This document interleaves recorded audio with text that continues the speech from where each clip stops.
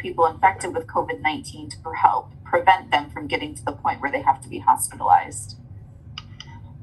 I think a good the antibody infusions that Dr. Olutade spoke of in his introduction is a potentially highly effective way to prevent severe illness or hospitalization in the those at-risk populations who are COVID positive. So that is one of the tools that we have from early intervention.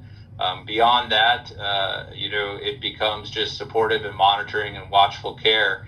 And if the patient's condition worsens, then evaluation in a higher level of care, emergency room or hospitalization. There's no new magic answer out there, but the antibody infusions are a very effective intervention for patients who are higher risk for severe disease and hospitalization. Yes, I would agree. Nothing else to add to that.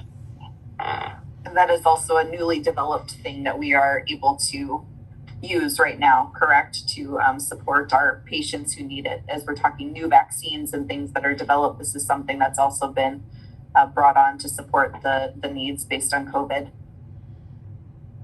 Yes, it was developed rapidly during the pandemic, and initially under the emergency use authorization because of the benefit of this antibody infusion. And I would always reference former president who was treated with that. And recently we heard about the governor of Texas who received that as soon as he got a positive test result. And they're both doing well, and that's just showcases what it could possibly do. And in our own experience, we've administered about more than 200 of these antibodies and antibody infusion we've done within our health system locally here.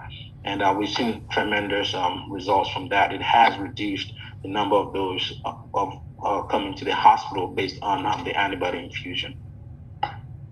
Thank you for helping explain that as well. The last question that we will be taking today might be more towards the public health end. And this is talking about the large numbers of testing or the lack of testing. Does that skew the numbers of positive cases in the area? I know that we're continuing to look at those. Janet or Amy, do you have any information to provide on that? Testing is starting to ramp up in Illinois. Unfortunately, there are no testing facilities with state resources planned here in the Quad Cities. There are resources in Peoria, Rockford, Sterling, and Dixon. But there are, at this point, no plans to open up a testing facility in the Quad Cities on the Illinois side.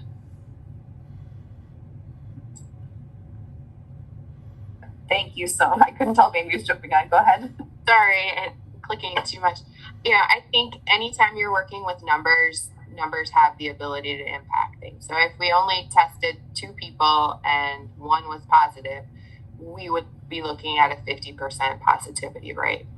But we've not ever been to a level that we're testing low numbers. So if anything, our positivity rate has, even at its highest point, been artificially low because we're not testing lots and lots of people who may be asymptomatic. So I think that the numbers that are reported for positivity are at that level, if not even higher than what's being reported.